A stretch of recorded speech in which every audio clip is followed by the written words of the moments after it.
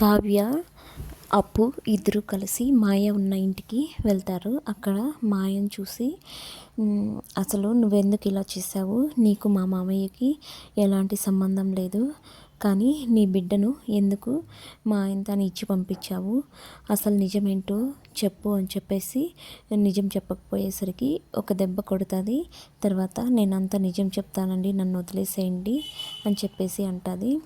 నువ్వు నిజం చెప్పకుండా మేము పోలీసులకి కంప్లైంట్ చేస్తాము అంటే, మీరు పోలీసులకి కంప్లైంట్ చేయొద్దండి, నేను నిజం చెప్తాను అని చెప్పేసి అంటుంది.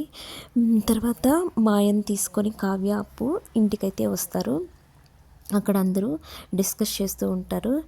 కావ్య కనిపించడం లేదు, ఆ అమ్మాయి ఎవరు కనిపెట్టలేక మీ మనవరాలు ఎక్కడ పోయింది అని చెప్పేసి కావ్య వాళ్ళ అత్తయ్య అడుగుతూ ఉంటుంది. ఇంతలో రుద్రాని కనిపెట్టలేక ఇంట్లో నుంచి వెళ్ళిపోయిందేమో, పెట్టలేక మొహం చూపించుకోలేక అని చెప్పేసి కమెంట్ చేస్తూ ఉంటే, ఇంతలో కావ్య అక్కడికి వస్తుంది. నాకు ఆ అవసరం లేదులే రుద్రాని గారు, ఆ బిడ్డకి తల్లిని నేను తీసుకొని వచ్చాను కనిపెట్టి, మాయ రా అని ఇంట్లోకి పిలుస్తుంది. అప్పుడు నీ నిజస్వరూపం, నువ్వెందుకు ఇలా చేసావో నిజం చెప్పు అందరికీ అని చెప్పేసి అంటే, నా వల్ల మీరందరూ బాధపడ్డారు, అవునండి ఆ బిడ్డ కన్న తల్లిని నేనే అని చెప్పేసి అంటుంది.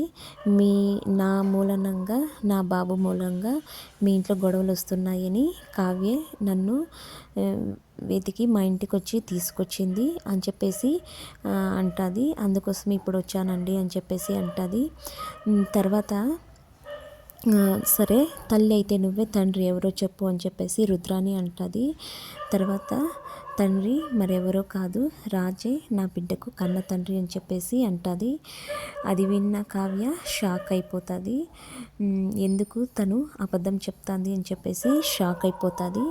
తర్వాత ఇప్పుడు కావ్య పరిస్థితి ఏంటి, కావ్య ఇల్లు వదిలి వెళ్ళిపోవాల్సిందే కదా, తన కాపురంలో తానే స్వయంగా చిచ్చు పెట్టుకున్నట్టు అయ్యింది.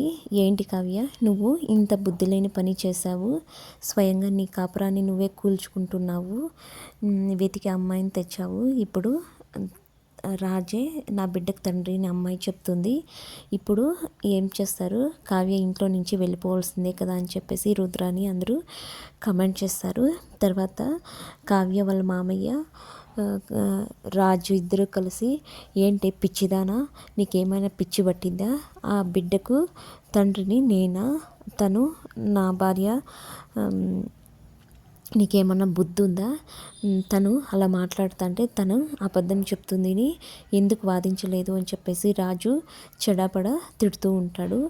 తర్వాత కావ్య చెప్పేది వినకుండా తిడుతూ ఉంటే వాళ్ళ మామయ్య రాజ్ ఒకసారి ఆగు, కావ్య ఎందుకు అలా చేసిందో ఒకసారి తనను మాట్లాడనివ్వు అంటాడు.